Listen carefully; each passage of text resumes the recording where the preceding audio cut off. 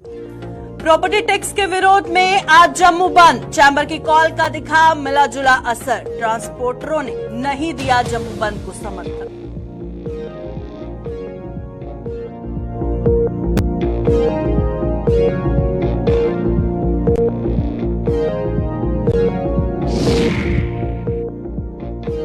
Mughal road से बर्फ हटाने का काम तेजी से जारी। रोजाना 33 किलोमीटर हिस्सा किया जाएगा साफ। स्थानीय लोगों की काम में और तेजी लाने की मांग।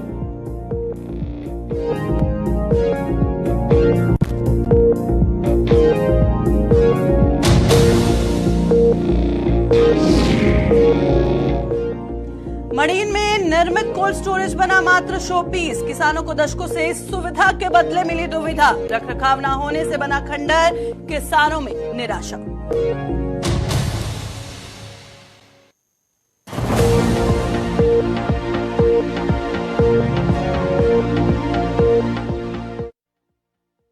नमस्कार, जम्मू कश्मीर का ये बुलेटिन देख रहे हैं आप और मैं हूं प्रियंका गुप्ता आपके साथ। चलिए बुलेटिन की शुरुआत करते हैं और सबसे पहले बात करेंगे आज जिस तरह से जम्मू बंद है किस तरह का असर देखने को मिल रहा है।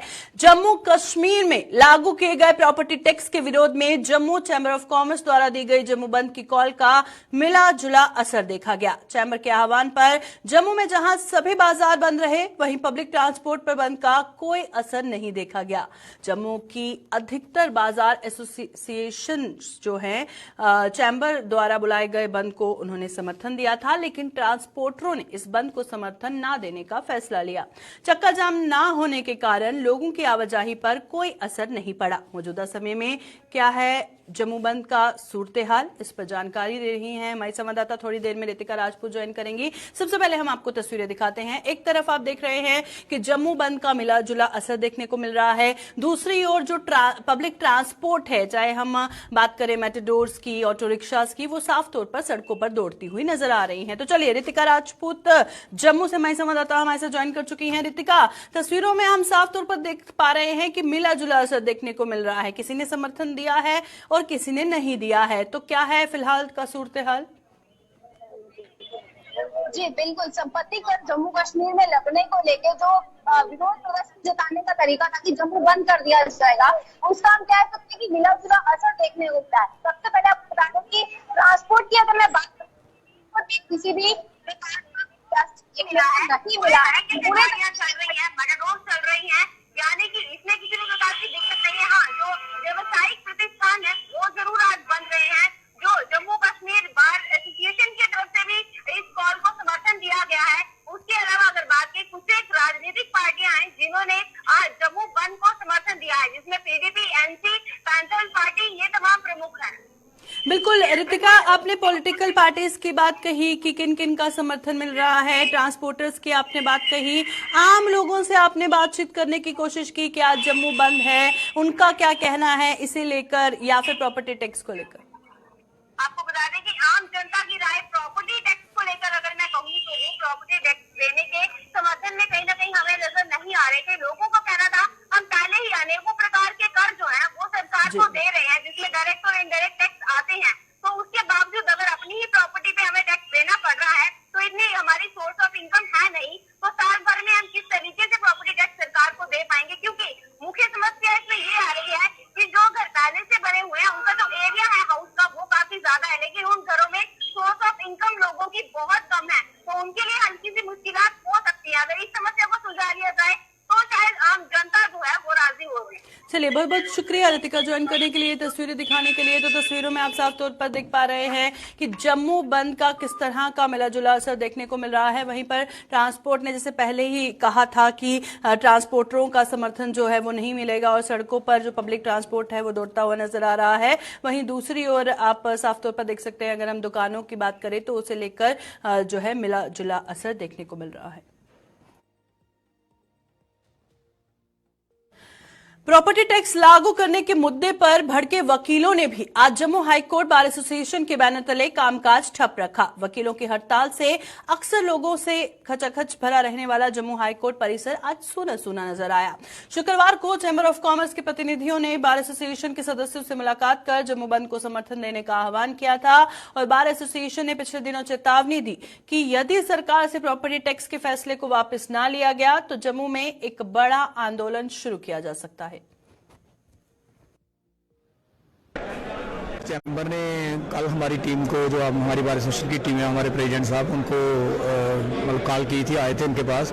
तो उन्होंने बोला कि हम लोगों की एक जेन्युइन डिमांड है कि जो प्रॉपर्टी टैक्स हमने पिछले 70 साल से नहीं दे रहे थे और अब वो लगाने जा रहे हैं, तो उसके पक्ष में है कि जब इतनी देर से नहीं लगाया तो आप जो लगा रहे हैं उसका पहले सिस्टमेटिक वाला पूरा तरीका हमें पता होना चाहिए, उसके बाद ही हम उसके ऊपर आगे सोचेंगे। तो बिना सोचे समझे जो टैक्स जो लगा रहे हैं वो बहुत ज़्यादा है, जो कि यहाँ के लोग अफोर्ड नहीं कर पाएंगे। तो हमारी बार एसोसिएशन ने भी उनको मतलब जो उनकी डिमांड थी, जेन्युइन डिमांड थी, उसको सपोर्ट करते हुए आज वर्क सस्पेंड रखा हुआ है। और आप देख ही सकते हैं इधर आज तो आए भी बड़े थोड़े से लोग हैं, जो आए भी हैं वो भी सब गप्पे मारने के लिए आए हैं, क्योंकि वर्क सस्पेंड रखा हुआ है, अंदर काम तो कोई हो नहीं रहा।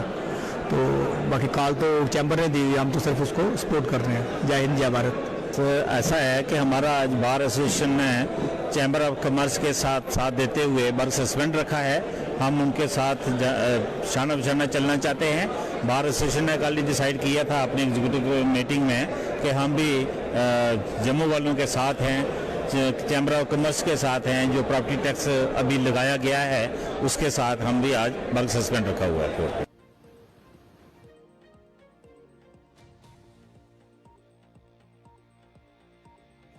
जम्मू संभाग के राजौरी और पुंछ जिलों को कश्मीर से जोड़ने वाली ऐतिहासिक मुगल रोड पर बर्फ हटाने का काम शुरू हो गया है और मुगल रोड भारी बर्फबारी के कारण पिछले कुछ समय से यातायात के लिए बंद है और अब वहां मौसम में सुधार होने के साथ ही बर्फ हटाई जा रही है। संबंधित विभाग ने मुगल रोड से रोजाना 33 किलोमीटर हिस्से से बर्फ हटाने का लक्ष्य निर्धारित किया है ताकि इसे यातायात के लिए जल्द से जल्द खोला जा सके। आम लोगों ने भी प्रशासन से इस काम में और तेजी लाने का अनुरोध किया है ताकि व्यापारियों और विद्यार्थियों के अलावा उन मरीजों को राहत मिल सके जिन्हें इलाज के लिए कश्मीर जाना पड़ता है। अभी किस गति से जारी है मुगल रोड को साफ करने का काम, इस पर थोड़ी देर में जानकारी देने के लिए सुरनकोट से हमारे संवाददाता आकाश मलिक ज्वाइन करेंगे। फिलहाल आप तस्वीरें देखिए कि स्नो क्लियरेंस का काम कितनी तेजी से चल रहा है और उम्मीद जताई जा रही है कि जल्द से जल्द जो रोड है वो खोला जा सकता है। तो चलिए रुक करते हैं, आकाश मलिक हमारे साथ ज्वाइन कर चुके हैं। आकाश, बताइएगा मुगल रोड का जो यातायात है वहां पर कब तक बहाल हो सकता है, क्योंकि तस्वीरों में हम साफ तौर पर देख रहे हैं कि बर्फ हटाने का काम काफी तेजी से चल रहा है। जी प्रियंका, मैं आपको बताता चलूं, मुगल शाहरा पे जो है स्नो क्लियरेंस का काम जो है पिछले 3 दिन से जारी है और आज भी जो है बड़े पैमाने पे जो है मशीनरी लगाई गई है और इस वक्त जो है आज की डेट में 36 किलोमीटर की दूरी पे जो है छत्ता पानी से थोड़ा सा आगे 2 किलोमीटर आगे की दूरी पे जो है क्लियरेंस हो चुकी है। और मुगल रोड के कुछ आला ऑफिसर से भी मेरी बात हुई है, उनका कहना है कि अगर मौसम ने साथ दिया तो आने वाले 1 हफ्ते में इस रोड को हम क्लियर कर देंगे। जी चलिए, बहुत बहुत शुक्रिया ज्वाइन करने के लिए। आकाश मलिक जिस तरह से बता रहे थे कि 1 हफ्ते के अंदर अंदर हो सकता है कि मुगल रोड में यातायात बहाल हो जाए, क्योंकि लोग काफी देर से जो है वो गुहार लगा रहे थे कि जल्द से जल्द स्नो क्लियरेंस हो ताकि जो यातायात है वहां पर बहाल हो सके और उन्हें जो परेशानियां फिलहाल आ रही हैं वो ना आए। तो चलिए अब रुक करते हैं कठुआ का और कठुआ जिले के मड़ीन इलाके की बात करें तो वहां पे जो कोल्ड स्टोरेज बनाया गया था पिछले कई दशकों से मात्र एक शोपीस बनकर रह गया है। इसका निर्माण किसानों की सुविधा के लिए किया गया था, लेकिन इसने किसानों को आज तक सुविधा की बजाय सिर्फ और सिर्फ दुविधा ही दी है। क्या है इसकी वजह, इस पर जानकारी लेंगे। हमारे साथ कठुआ से हमारे संवाददाता रंजीव मेहता जुड़ेंगे। तस्वीरों में आप साफ तौर पर देख सकते हैं किस तरह से महज एक ढांचा बनकर रह गया है ये कोल्ड स्टोरेज, और जैसे कि ये बताया गया था कि जल्द से जल्द किसानों को सुविधा मिलेगी, और अभी तक कोल्ड स्टोरेज जो एक शो पीस की तरह ही पड़ा हुआ है, अभी इस पे काम शुरू नहीं हुआ है, जिसके चलते लोगों जो किसान हैं उनके लिए सिर्फ और सिर्फ ये दुविधा बनकर रह गया है। तो कठुआ जिले का मड़ीन इलाका जहां पर कोल्ड स्टोरेज कई दशकों से बन रहा था और अभी तक इसका जो काम है वो पूरा नहीं हो पाया है। तो जिस तरह से तस्वीरों में हम साफ तौर पर दिखा रहे हैं कि महज अभी इसका एक ढांचा तैयार किया गया है और अभी कोल्ड स्टोरेज यहां पर नहीं शुरू किया गया है, जिसे लेकर किसानों की गुहार है कि जल्द से जल्द इसका काम पूरा हो, कोल्ड स्टोरेज यहां पर शुरुआत हो, ताकि उनकी जो दुविधा है वो सुविधा में बदल सके। तो सुविधाएं देने के लिए किसानों को जो ये कोल्ड स्टोरेज दशकों से बनाने की कोशिश की जा रही थी, फिलहाल आप साफ तौर पर देख सकते हैं कि महज एक शो पीस की तरह बनकर ये रह गया है। और कुछ ही देर में जानकारी लेंगे कि क्या वजह है, क्या किसी की जवाबदेही है या नहीं है। अभी तक ऑफिशियल्स की तरफ से क्या कहा जा रहा है कि क्यों इस पर काम पूरा नहीं हुआ है, क्यों इसकी शुरुआत अभी तक नहीं की गई है। थोड़ी देर में हमारे संवाददाता ज्वाइन करेंगे कठुआ से, रंजीव मेहता, उनसे जानकारी लेंगे। और हमारी जिस तरह से कोशिश रहती है कि मसले मसाइल को आगे तक पहुंचाया जाए ताकि जल्द से जल्द हल हो। उम्मीद करते हैं कि इस खबर के प्रसारण के बाद किसानों की ये जो दुविधा है वो सुविधा में जरूर बदलेगी। तो चलिए, हमारे साथ हमारे संवाददाता रंजीव मेहता ज्वाइन कर चुके हैं। रंजीव, बताइएगा, क्या किसी की जवाबदेही है कि क्यों दशकों से बन रहा ये कोल्ड स्टोरेज का काम अभी तक पूरा नहीं हुआ है? प्रियंका, मैं आप बताऊं कि ये जो कोल्ड स्टोरेज जिसकी तस्वीरें जो पर चल रही है, ये हीरानगर सब डिवीजन की मडीन तहसील है, जो बॉर्डर का इलाका है। उस इलाके में मडीन गांव के पास ये बिल्कुल कोऑपरेटिव विभाग की तरफ से साल 1975 में इसके निर्माण के लिए कार्य शुरू किया गया और 1980 में जाकर इसका निर्माण कार्य शुरू हुआ। कुछ देर निर्माण कार्य जो है पीडब्ल्यूडी विभाग के हाथों में दिया गया और कोऑपरेटिव जो सब्जी विक्रेता होते हैं उनकी एक कोऑपरेटिव सोसाइटी बनी। क्योंकि मडीन की बात करूं तो इस इलाके में उस दौरान हर किसान जो था आलू खाता था। आलू इतना ज्यादा होता था इस बेल्ट में कि सरकार को उस आलू को संभालने के लिए कोई स्टोरेज की व्यवस्था नहीं थी। तो उसी दौरान कोऑपरेटिव विभाग की तरफ से एक कोऑपरेटिव बनाई गई, जिसके अंतर्गत किसानों से जो उनके शेयर दिए गए और उसके बाद सरकार के शेयर के साथ कोऑपरेटिव विभाग उस जमाने में करीब 10 लाख की लागत से कोल्ड स्टोरेज का इसका निर्माण किया। स्थानीय किसान ने इस जमीन को दान में दिया था, लेकिन उसके बाद कुछ देर बाद बिल्डिंग बनने के बाद, मशीनरी आने के बाद एकदम से ये इसका काम जो है वो बंद कर दिया गया और इसका निर्माण कार्य रोका गया और लोगों को कोई फायदा नहीं हुआ, किसानों का। कोऑपरेटिव विभाग ने भी इसको जहमत नहीं उठाई कि इसको दोबारा चलाया जाए, जिसके कारण किसानों का धंधा भी जो है वो चौपट हो गया। उसके बाद ये 1985 के करीब दशक की बात है और उसके बाद किसानों ने जो बताया कि हमने काफी कोशिश की, जितने भी यहाँ पे नुमाइंदे आए सरकारी वहां तक इनकी आवाज उठाई, लेकिन किसी ने हमारी नहीं सुनी। और उसके बाद मडीन में आलू की फसल लगाना ही लोगों ने बंद कर दी। उसके बाद आज तक इस इलाके में आलू की फसल कोई नहीं लगाता, क्योंकि इतना फर्टाइल एरिया था। अगर इस इलाके से आलू की फसल लगती तो ये काफी किसानों को फायदा होने वाली बात थी। लेकिन इस कोल्ड स्टोरेज की वजह से और सरकार के उदासीन रवैये के चलते और हार्टिकल्चर एंड मार्केटिंग विभाग की का कोई यहाँ पे नुमाइंदा आज तक नहीं है। डिस्ट्रिक्ट ऑफिस कठुआ में है, वहां पे 2 बंदे हैं और वो कभी इस इलाके में आए नहीं, क्योंकि उस समय की जो सोसाइटी फिर वो लिक्विडेट हो गई, जिसके कारण इस जो कोल्ड स्टोरेज है ये पूरी तरह से डिफंक्ट हो गया। आज तक आपने तस्वीरों में देखा कितना जर्जर हालत में इसकी बिल्डिंग है। प्रियंका, मैं आपको बताऊं कि ये कोल्ड स्टोरेज एक प्राइवेट लैंड में बना हुआ है। अब जो हमें सुनने में आया, जो आज हमने वहां पे जाके वेरीफाई किया, तो वो जो जिन लोगों ने दिया है उनके भी फैमिली डिस्प्यूट है, उन्होंने भी कोर्ट में केस इसका चल रहा है। लेकिन वहीं अगर कोऑपरेटिव विभाग की बात करूं तो जो असिस्टेंट रजिस्ट्रार हैं अंकुश शर्मा, जब मेरी आज बात हुई तो उन्होंने कहा कि इसको फिर से जो विभाग है वो अपने अधीन लेना के लिए फंड एकत्रित किया है। जल्द ही इसकी 4 दीवारी करा के इसको दोबारा रनिंग करने के लिए विभाग की जो पहल है 1-2 महीने में शुरू हो जाएगी। जी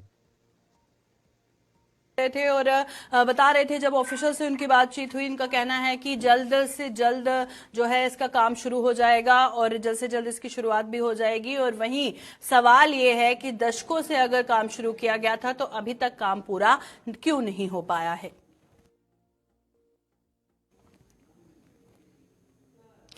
इस बार नहरों की साफ सफाई को लेकर आरएसपुरा के किसान संतुष्ट नजर आ रहे हैं और किसानों के मुताबिक पिछले कई वर्षों से नहरों की सफाई के काम पर केवल खानापूर्ति होती थी, लेकिन इस बार सिंचाई विभाग ने इस काम को गंभीरता से करते हुए नहरों की अच्छे तरीके से सफाई की और किसानों ने नहर में समय से पहले पानी छोड़ने के लिए सिंचाई विभाग का आभार जताया।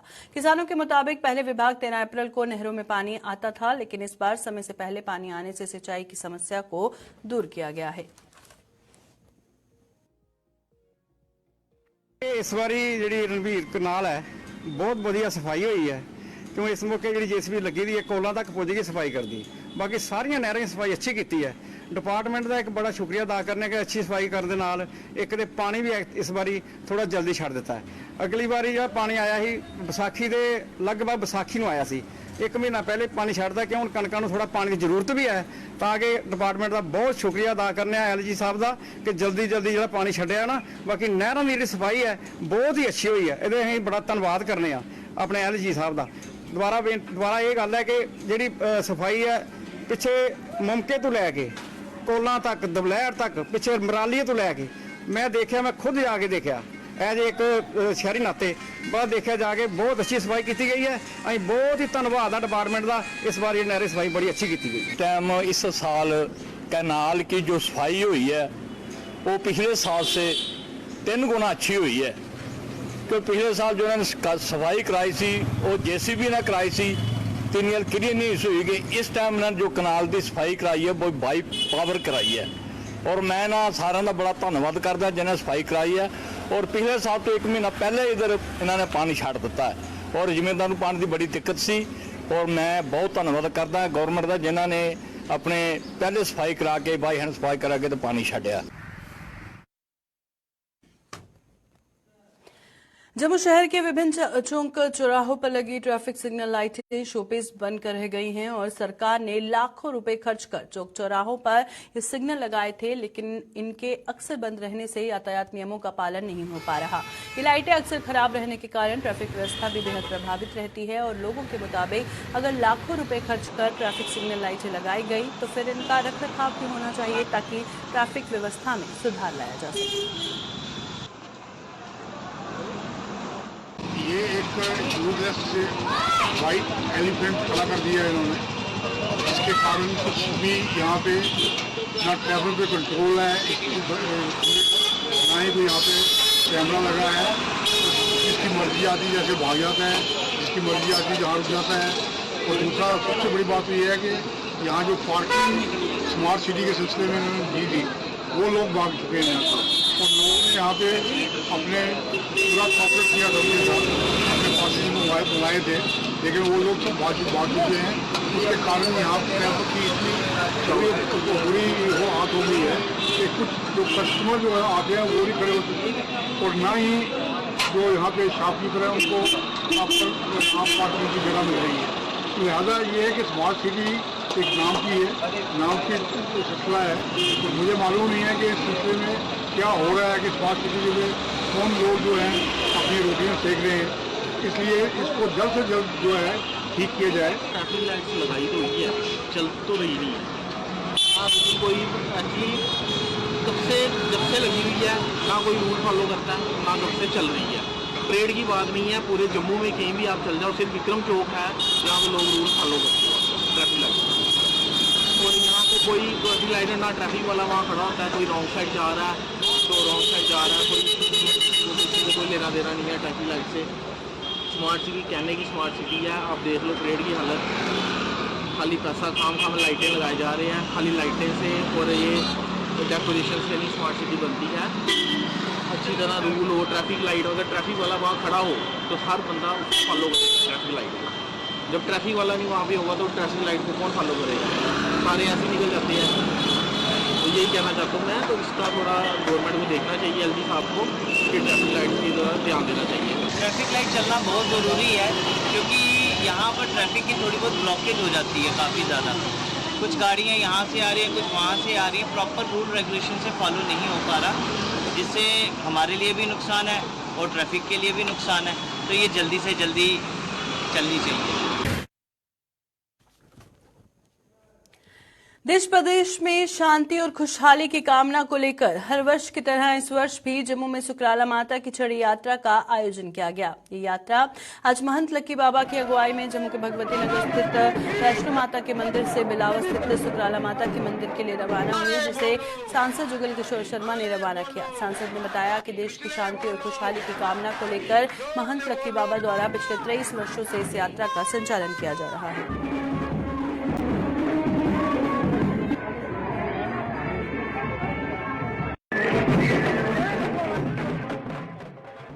हम सबके लिए बड़ा हर्ष का विषय है कि भाई हमेशा की तरह इस बार भी भगवती नगर के साथ लगते नगर पूरन नगर में हमारे जो महंत लकी बाबा जी हैं उनके द्वारा छड़ी यात्रा का प्रारंभ जो है वो किया जा रहा है। ये यात्रा जो है वर्षों से चल रही है और इस बार की यात्रा जो है 24वीं 23 बार पहले यात्रा जा चुकी है और अब इस बार 24वीं यात्रा जो है वो प्रारंभ हो रही है। और जहां से इसका प्रारंभ होकर ये मां सुकराला देवी भवन तक जाएगी। वहां थोड़ी देर विश्राम करने के बाद मां भगवती सुकराला देवी जी के दर्शन करने के बाद उनका आशीर्वाद लेने के बाद वहां पर लंगर की व्यवस्था जो है वो की गई है और लंगर प्रसाद लेने के बाद ये यात्रा वहां से पुनः अपने स्थान को वापस आएगी। ये यात्रा माता सुकराला देवी जी की यात्रा बलौर में है। हमें 23 साल हो गए जाते हुए। इस बार 24वीं वार्षिक छड़ी यात्रा सुकराला माता के दर्शनों के लिए जा रही है और यात्रा में काफी दूर दूर से भक्तजन आते हैं। इसमें से आज जो यात्रा जारी है लगभग 500 के करीब जो है यात्री माता रानी के दर्शन करने के लिए जा रहे हैं और वहां जाकर दरबार में पहुंच के वहां पर एक बहुत बड़े लंगर की व्यवस्था भी की है। और ये जो भारतवर्ष देश है ऋषि मुनियों का देश है जहां पर यात्राएं तीर्थ पूजा भक्ति चलती रहती है। ऐसी यात्राओं से आपस में प्रेम भाईचारा बढ़ता है, आपस में प्यार बढ़ता है और धर्म का प्रचार होता है।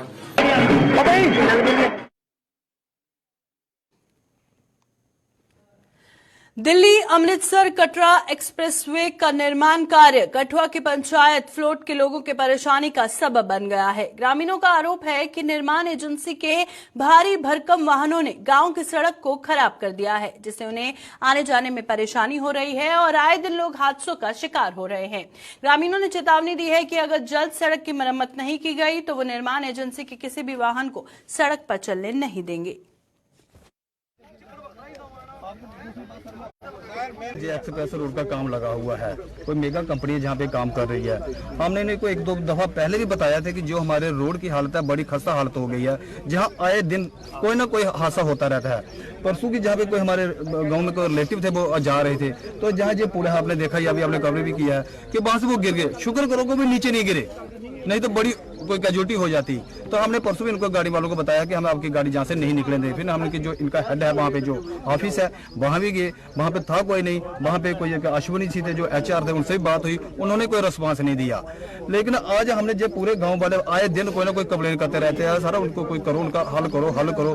दूसरी बात सर एक बात यह कि जितना भी जिनका जो रोड बन रहा है जहाँ पे जो अपना जो प्लेटफार्म बना रहे हैं, ये सारी की सारी जो जमीन है जिनके 60-70% जो फ्लोट पंचायत से आती है, फ्लोट वालों की जमीन है। अफसोस की बात यह है कि हमारे गांव में जो बन रहा है, हमारी जो जमीनें हैं, हमारे गांव से रोड निकल रहा है और जो डस्ट है वो भी हम ही लोग खाएं, लेकिन एक भी बंदा इन्होंने जहाँ पे एडजस्ट नहीं किया। बड़े अफसोस की बात है क्योंकि जो हमारे नौजवान है ऐसे घूम रहे हैं, लेकिन इन्होंने एक बार भी इनकी तरफ ध्यान नहीं दिया, हमने हमारे कहने पर भी नहीं दिया।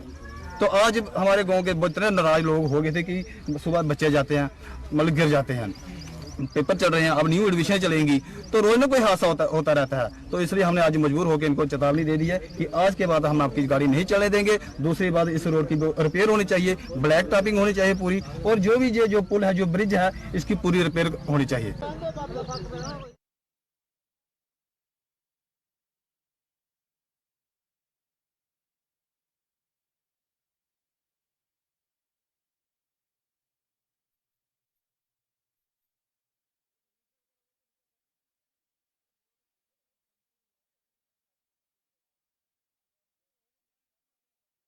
तो चलिए बुलेटिन के अंत में नजर डालते हैं गुमशुदगी की एक खबर पे। आपको ये जो स्क्रीन पर तस्वीर नजर आ रही है, आपको बता दें ये सुखदेव राजपुत्र स्वर्गीय रामचंद निवासी कोला आरएसपुरा की है और सुखदेव राज 6 मार्च 2023 की सुबह घर से काम के लिए निकला था और तब से संदिग्ध परिस्थितियों में लापता है। इसकी गुमशुदगी की रिपोर्ट पुलिस स्टेशन आरएसपुरा में दर्ज करवाई गई है। अगर किसी को भी इसकी कोई सूचना मिले तो वो पुलिस स्टेशन आरएसपुरा या फिर मोबाइल नंबर 9858249510 या फिर 8803923831 या फिर 6005887319 पर संपर्क कर सकता है। तो तस्वीर आप स्क्रीन पर देख रहे हैं सुखदेव राज की, जो कि आरएसपुरा से ताल्लुक रखते हैं, कोला इलाके के रहने वाले हैं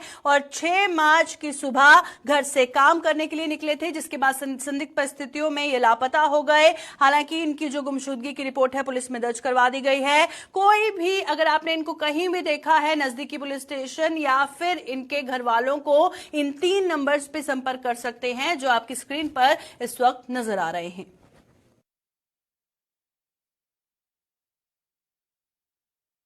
अभी के बुलेटिन में फिलहाल इतना ही। दीजिए इजाजत। नमस्कार।